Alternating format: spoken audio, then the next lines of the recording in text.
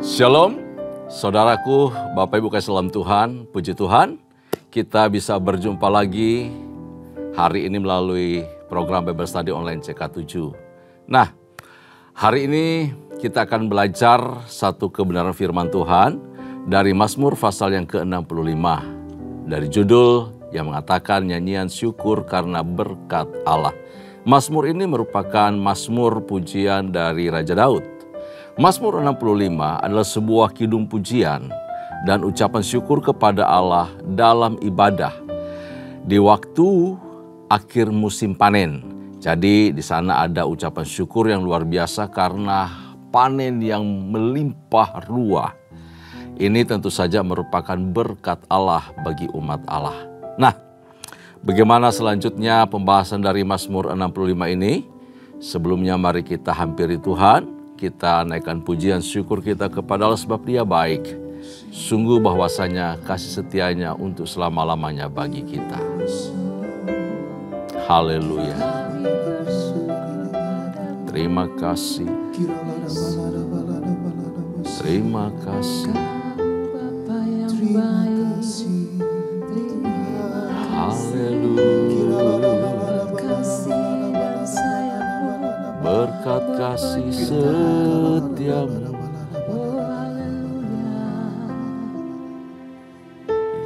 Yesusku. Ku ada sampai hari ini, itu semua karena anugerah-Mu.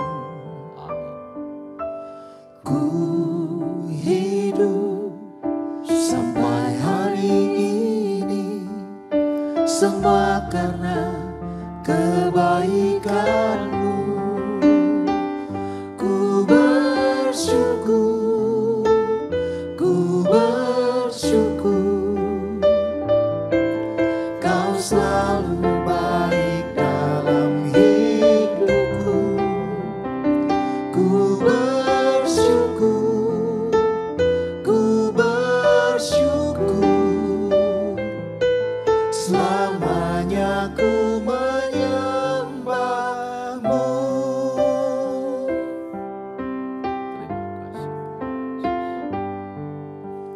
Ku ada sampai hari ini, itu semua karena anugerah-Mu.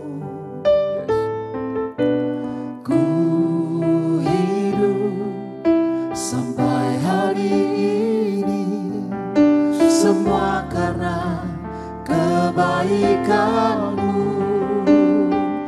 Ku bersyukur, ku bersyukur,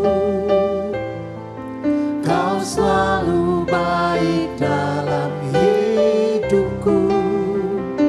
Ku bersyukur, ku bersyukur, selamanya ku menyembah-Mu. Ku bersyukur, ku bersyukur, Kau selalu baik dalam hidupku. Ku bersyukur, ku bersyukur, selamanya ku menyembah-Mu. Ku bersyukur, ku bersyukur, Kau selalu baik dalam hidupku.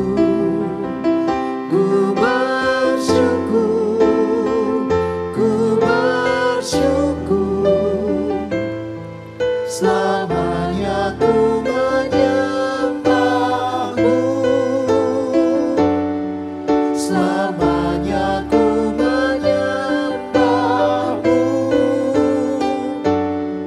Selamanya ku menyembah-Mu.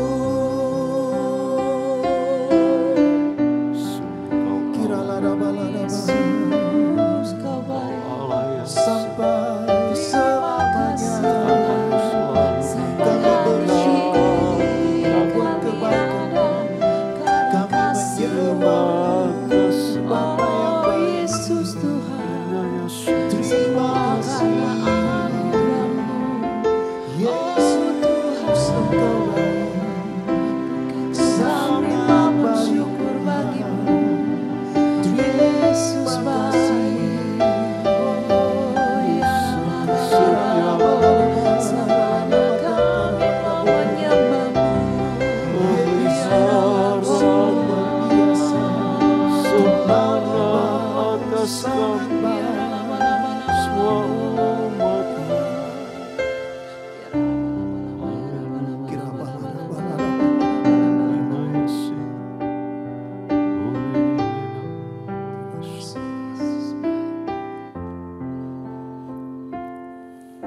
Saat ku masuk ke hadirat-Mu,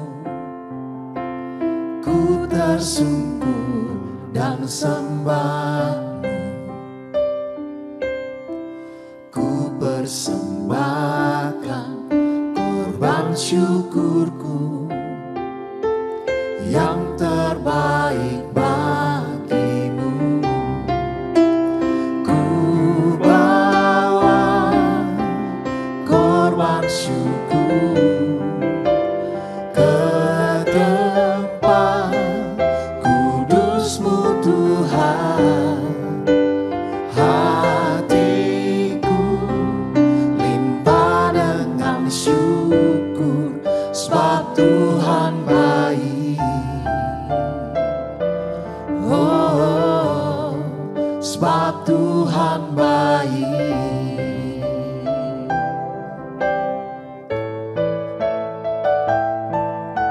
Saat ku masuk ke hadirat-Mu, ku tersungkur dan sembah-Mu. Ku persembahkan korban syukurku yang terbaik bagimu. Saat ku masuk ke hadirat-Mu, ku tersungkur dan sembah-Mu. Ku persembahkan korban syukurku yang terbaik bagimu.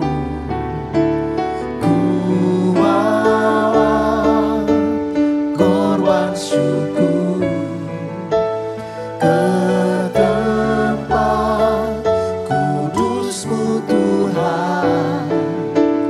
Hatiku limpah dengan syukur, sebab Tuhan baik selamanya.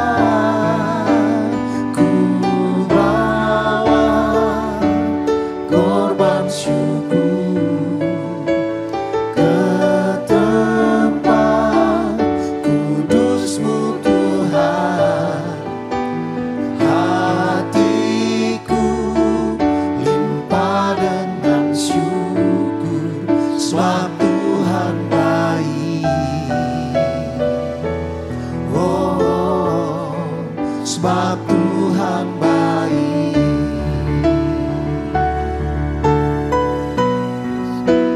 Ku bawa korban syukur ke tempat kudus-Mu Tuhan. Hatiku limpah dengan syukur, sebab Tuhan baik selamanya. Ku bawa korban syukur ke tempat kudus-Mu Tuhan. Hatiku limpah dengan syukur, sebab Tuhan baik. Oh, sebab Tuhan baik. Oh, sebab Tuhan baik. Oh, sebab Tuhan baik.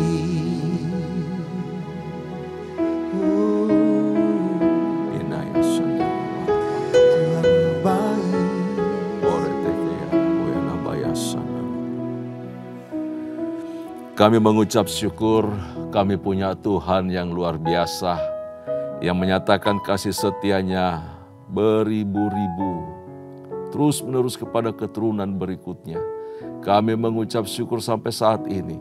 Kami merasakan kebaikan pemeliharaan Tuhan sebab Engkau Allah yang baik. Terima kasih ya Tuhan, nyatakan kehendak-Mu, nyatakan maksud-Mu pada kami lewat kesempatan ini di mana kami dapat belajar bersama-sama mengenai kebenaran firman-Mu dari Mazmur pasal 65. Urapi kami semua di dalam nama Yesus Kristus Tuhan. Kami mengucap syukur, kami berdoa. Haleluya. Amin. Puji Tuhan, Bapak Ibu kekasih dalam Tuhan, mari buka Alkitab kita bersama-sama di dalam Mazmur pasal 65. Dalam Alkitab saya itu di halaman 620. Mazmur 65, halaman 620. Mungkin ada perbedaan halaman tapi berkisar itu ya. Nah, judulnya adalah nyanyian syukur karena berkat Allah. Kita akan baca mulai ayat pertama sampai ayat yang kelima lebih dahulu. Untuk Mazmur ini, Mazmur pasal 65, kita bagi menjadi dua bagian pembacaannya. Yang pertama ayat 1 sampai ke-5, dan kemudian ayat yang ke-6 sampai ayat yang ke-14. Saya akan pandu kita semua untuk membaca bagian ini. Demikian firman Tuhan untuk pemimpin biduan, Mazmur Daud, nyanyian. Bagimulah puji-pujian di Sion ya Allah, dan kepadamulah orang membayar nazar, Engkau yang mendengarkan doa. Kepadamulah datang semua yang hidup karena bersalah. Bila mana pelanggaran-pelanggaran kami melebihi kekuatan kami, Engkaulah yang menghapusnya. Berbahagialah orang yang Engkau pilih dan yang Engkau suruh mendekat untuk diam di pelataran-Mu. Kiranya kami menjadi kenyang dengan segala yang baik di rumah-Mu, di bait-Mu yang kudus. Nah, di ayat yang kedua tadi dikatakan, bagimulah puji-pujian di Sion ya Allah, dan kepadamulah orang membayar nazar. Pemazmur mengajak jemaat Tuhan untuk menyanyikan pujian bagi kebesaran dan kemuliaan namanya. Dengan rasa syukur yang meluap dari hati dan penuh tentu saja kerendahan hati. Sikap ini penting dari setiap umat yang datang kepada Tuhan. Rasa syukur yang meluap dari hidup dari hati dengan hati yang penuh kerendahan di hadapan Tuhan. Jadi kita menyadari bahwa semua yang kita miliki, semua yang kita dapat, semua berkat yang melimpah yang Tuhan berikan kepada kita sungguh-sungguh bersumber dari kasih dan anugerah Tuhan saja. Semua datang dari Tuhan, bukan karena kita, bukan karena kuat dan gagah kita. Firman Tuhan mengatakan bahwa kekuatan diberikan oleh Tuhan kepada kita. Untuk apa? Untuk berbuat sesuatu dan menghasilkan segala yang baik. Nah, tentu saja dalam hal ini Allah, pribadi Allah Israel itu, Tuhan kita menjadi pokok pujian. Dan dia menjadi pribadi sentral dari sebuah ibadah yang dilakukan oleh umat. Semua korban persembahan korban syukur itu dipersembahkan tujuannya kepada Allah. Bukan untuk kemegahan kita. Bukan suatu pertunjukan bahwa ini loh saya hebat, ini loh saya punya lebih. Ini loh lihat betapa Tuhan memberkati saya, ini loh betapa saya kaya, bukan itu. Ini adalah sikap hati yang sungguh harus rendah di hadapan Tuhan. Mengakui bahwa semua apa yang kita miliki ketika kita bawa kurban persembahan kepada Tuhan, ada sebuah pengakuan bahwa Allah lah penyebab semua yang kita miliki. Semua bersumber, semua datang daripada Tuhan. Demikian juga ketika seseorang membayar nazar, membawa kurban nazar di hadapan Tuhan. Dari setiap doa harapan, lalu kita ikat janji sama Tuhan. Oleh karena sebuah pergumulan dan permohonan yang telah dijawab doanya, dikabulkan oleh Tuhan.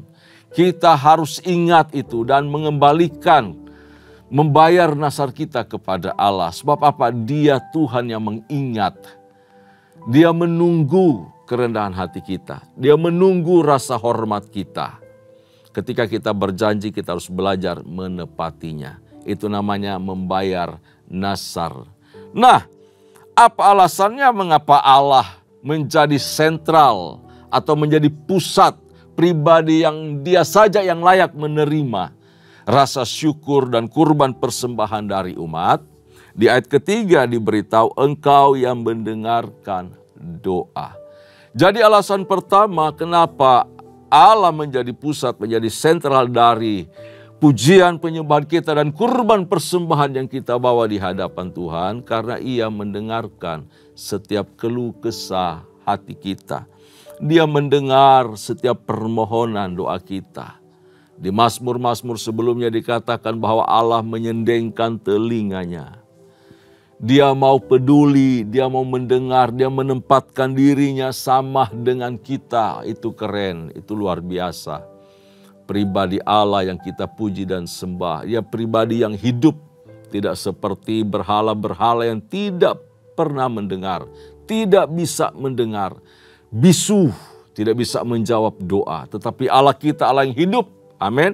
Allah kita Allah yang hidup, Allah yang peduli, Allah yang mau mendengar setiap doa, seru sembahyang kita. Bahkan Allah itu melakukan lebih dari apa yang kita doakan.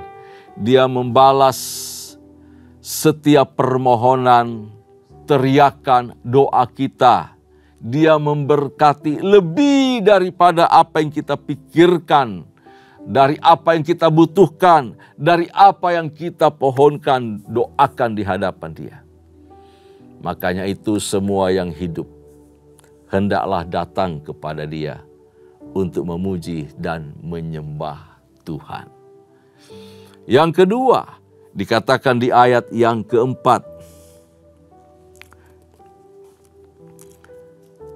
karena bersalah, bila mana pelanggaran-pelanggaran kami melebihi kekuatan kami, Engkaulah yang menghapuskannya.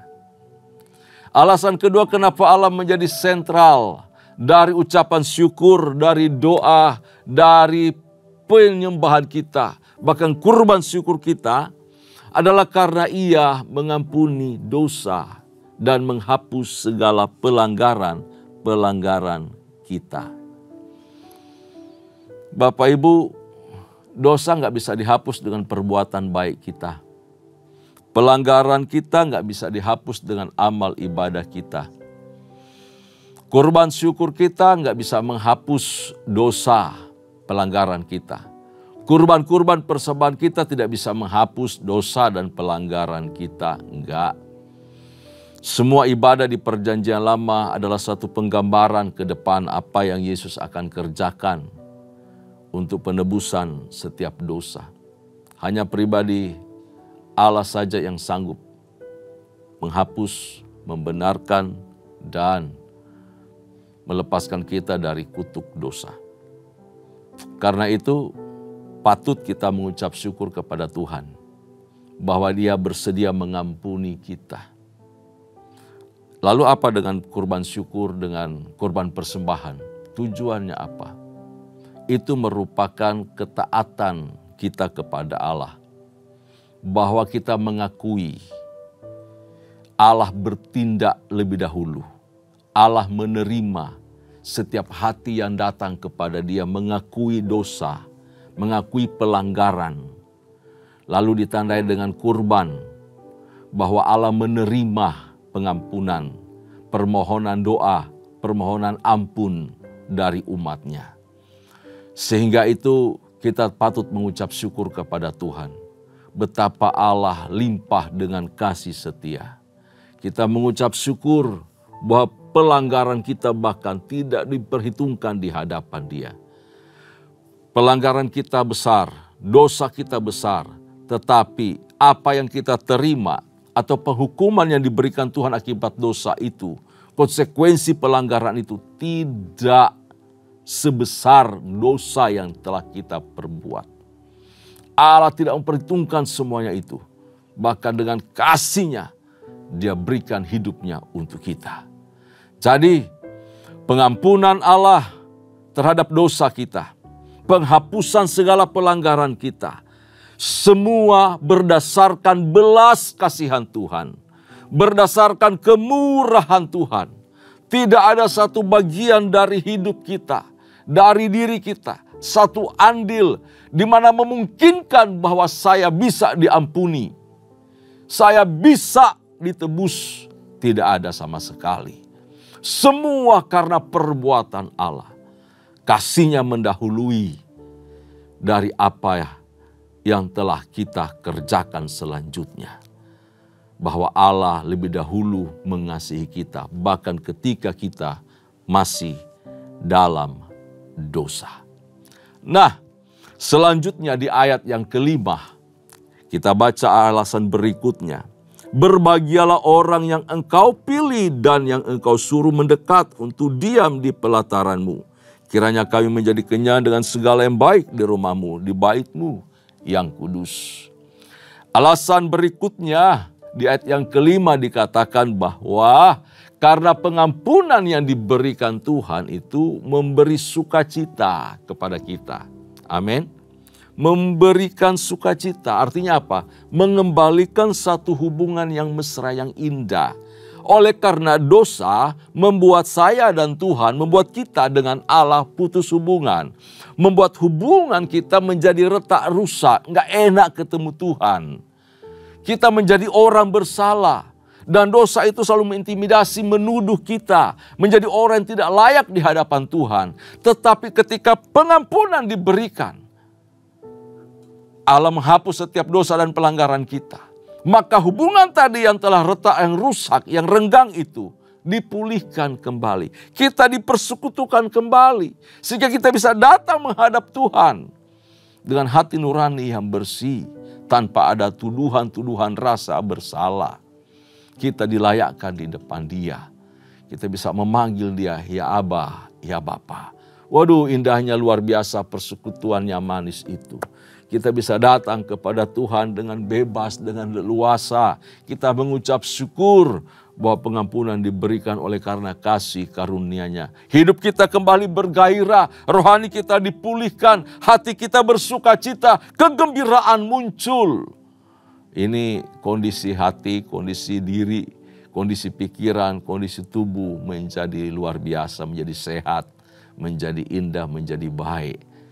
Ada kegembiraan, ada sukacita meluap dari hati kita, terpancar dari wajah yang berseri-seri. Itu kebahagiaan umat Tuhan, kebahagiaan orang yang diampuni dosanya, yang kemudian hubungan dengan Allah dipulihkan kembali. Itu maksudnya di dalam perjanjian baru juga ketika Kristus datang menebus kita.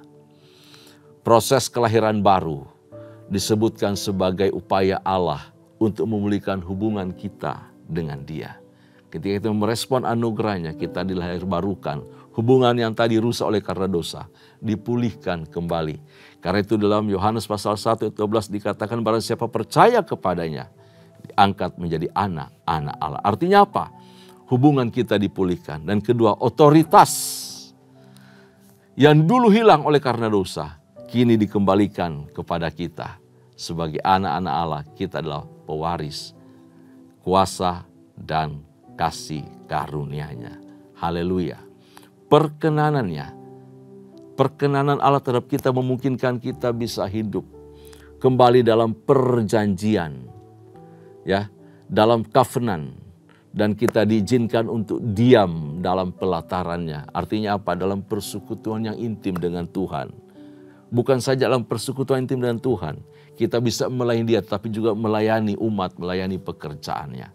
Karena itu suatu anugerah, satu kehormatan kalau kita bisa melayani Tuhan lewat pujian.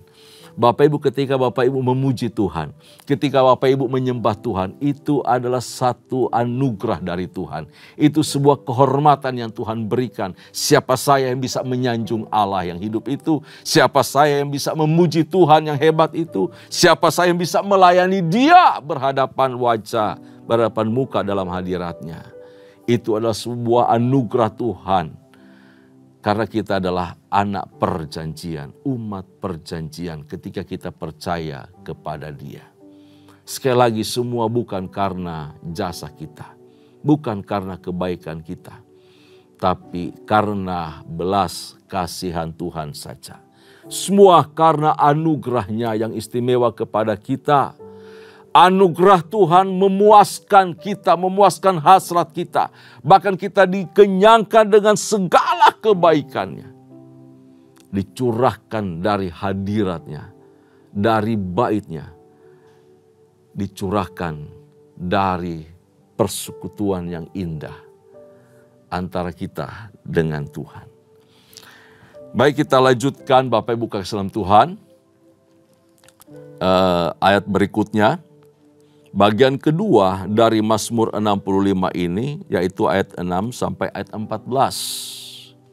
Ayat 6 sampai ayat yang ke-14. Kita akan bacakan bagian ini. Demikian firman Tuhan, dengan perbuatan-perbuatan yang dahsyat dan dengan keadilan Engkau menjawab kami, ya Allah yang menyelamatkan kami.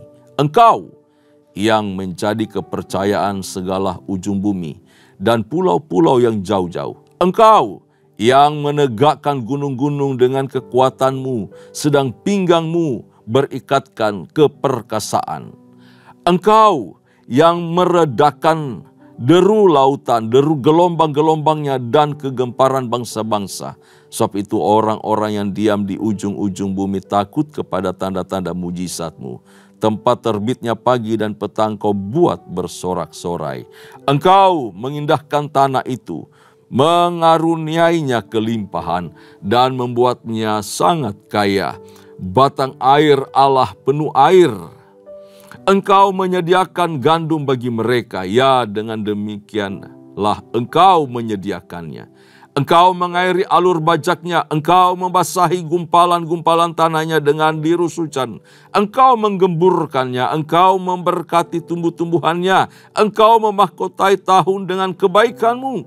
Jejak-Mu mengeluarkan lemak, tanah-tanah padang gurun menitik bukit-bukit berikat pinggangkan sorak-sorai. Padang-padang rumput berpakaikan kawanan kambing domba. Lembah-lembah berselimutkan gandum, semuanya bersorak-sorai dan bernyanyi-nyanyi. Wah, ini Mazmur luar biasa, Mazmur 65 ini. Suatu pengagungan dan pengakuan bahwa sungguh semua karena berkat Allah. Allah yang memberkati umat, Allah yang menurunkan hujan, Allah yang melakukan segala hal untuk kebaikan umat-Nya. Ayat 6 sampai ayat yang ke-9 dikatakan bahwa karena tindakan, karena pekerjaan kuasa yang mulia yang dikerjakan atas nama mereka, ya, karena umat, Allah menyatakan kuasa-Nya. Karena mereka itu umat, kepunyaan Allah. Makanya Allah ingat, Allah memperhatikan, Allah mau melakukan sesuatu yang dahsyat dan luar biasa. Saya percaya kalau kita sebagai umat Allah, orang percaya di dalam Kristus Yesus Tuhan, Dia bersedia memberkati kita, Dia mau mengasihi kita, Dia mau mendengarkan doa kita, Dia mau memberkati kita. Kenapa? Karena kita umat-Nya, karena kita milik kepunyaannya, karena kita orang yang dikasihinya. Jadi status sebagai anak-anak Allah, status sebagai umat kepunyaan Tuhan, status sebagai orang percaya, itu menarik perhatian Allah. Mengikat dia dalam satu ikatan perjanjian yang kekal. Di mana ketika kita berdoa, berseru, memanggil namanya, Allah bertindak oleh karena kita milik kepunyaannya. Aduh, tentu berdasarkan kasih setianya. Karena kasih-Nya dan rancangannya yang indah kepada umat-Nya, makanya Ia sibuk. Allah itu sibuk luar biasa untuk memperhatikan dan memberi yang terbaik demi kepentingan umat-Nya. Demi kepentingan orang percaya, demi kepentingan kita semua jemaat-Nya. Itu Allah yang keren, Allah yang hidup, Allah yang terhubung langsung dengan kita. Allah yang mengintervensi seluruh keberadaan kita. Hebat hebat Tuhan kita. Ya. Demi umatnya dan demi namanya yang disebut sebagai Allah Israel, Allah Ishak, Allah Abraham, Ishak, Allah Yakub. Yang kita sapa, kita kenal dalam Kristus Yesus Tuhan kita. Nah, ayat 6 sampai ayat yang ke-9 ini, itu konteksnya adalah Allah menuntun orang Israel menuju tanah Kanaan. Ketika mereka keluar dari Mesir, masuk ke tanah Kanaan. Karena itu diberitahu bagaimana Allah melindungi mereka, meluputkan mereka dari bara bahaya. Ya, semua deru lautan, laut Tiberau diredakan semua. Mereka bisa berjalan di tanah yang kering. Mereka bisa menyaksikan bahwa Allah berjalan menyertai mereka di tengah-tengah mereka lewat tiang awan, tiang api. Mereka bisa menyaksikan bahwa Allah memelihara mereka. Turun mana, lalu kemudian dikirim daging. Wah, ini pemeliharaan yang luar biasa dari Tuhan. Selanjutnya di ayat yang ke-10 sampai ayat yang ke-14, Tuhan itu memberkati mereka dengan tanah perjanjian. Setiba orang Israel keluar ya dari Mesir, lewati gurun dan tiba di tanah Kanaan, Allah memberkati mereka dari hasil negeri itu, dari tanah itu. Tanah yang berlimpah dengan madu dan susu. Tanah yang subur. Kalau boleh dipikir ini tanah tandus, tanah penuh batu-batu. Tetapi Allah memberkati negeri itu dengan luar biasa. Ya, kesuburan, ketentraman diberikan Tuhan, keamanan. Ya, lalu ketika berperang mereka diberikan kemenangan. Diberikan sukacita supaya nama Tuhan harum lewat kehidupan bangsa Israel.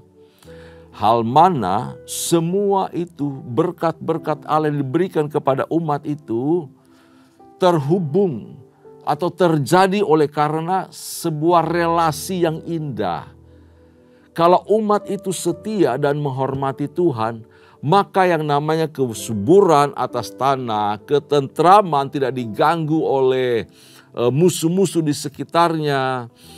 Mereka akan hidup dengan aman. Ketika berperang mereka akan menang. Oleh karena apa? Mereka menghormati Tuhan. Mereka punya hubungan yang harmonis dengan Tuhan. Mereka menjadi umat yang setia kepada Tuhan. Allah memberkati mereka. Diberkati roti makananmu dan air minumanmu. Bahkan segala sakit penyakit disembuhkan oleh Tuhan. Karenanya itu panggilan tertinggi dari umat Allah bukan soal bagaimana mereka bisa diam di negeri Kanaan. Negeri itu adalah milik Allah, tanah perjanjian yang dijanjikan kepada Abraham dan keturunannya. Jadi Allah pasti akan memberikan. Tetapi tujuan utama umat itu sampai tiba di negeri Kanaan adalah mereka beribadah kepada Allah. Tujuan panggilan mereka adalah hidup dalam persekutuan dengan Allah. Umat Israel menjadi contoh terhadap dunia. Inilah umat kepunyaanku. Tapi sayang, mereka gagal, Bapak Ibu Salam Tuhan. Nah, kalau kita membaca dengan seksama pasal 65 ini, kembali di rumah kita renungkan dan kita baca lagi ya.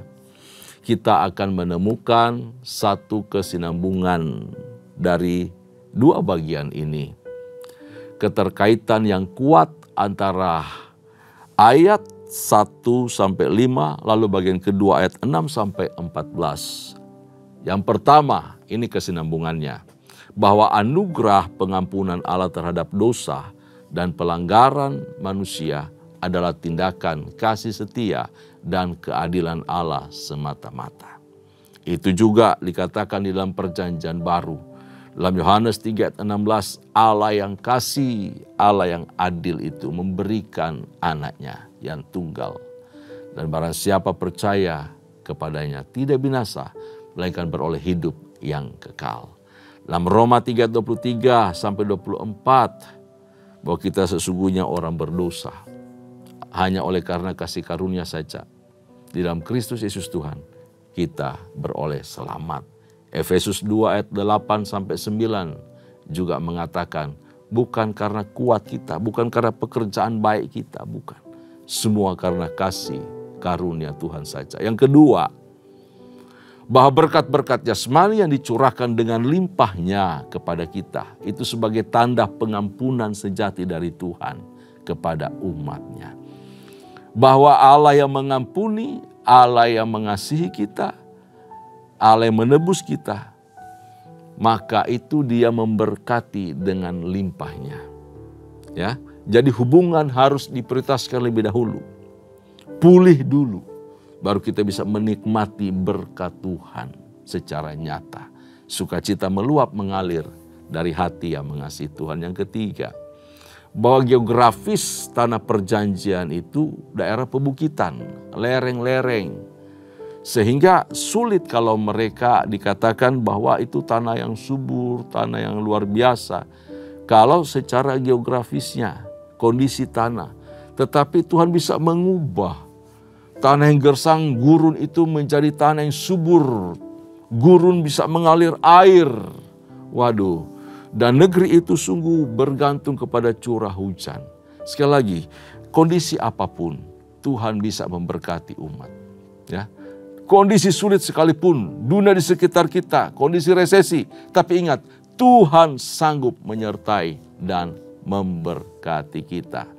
Hanya dengan percaya, hanya dengan hidup mengasihi menghormati Tuhan, maka berkat yang melimpah bisa kita alami, bisa kita rasakan, dan kita sanggup mengucap syukur kepada Tuhan oleh karena kemurahannya yang melimpah itu. Amin. Tundukkan kepala, kita bersyukur. Terima kasih Tuhan buat hari ini untuk kebenaran firman-Mu.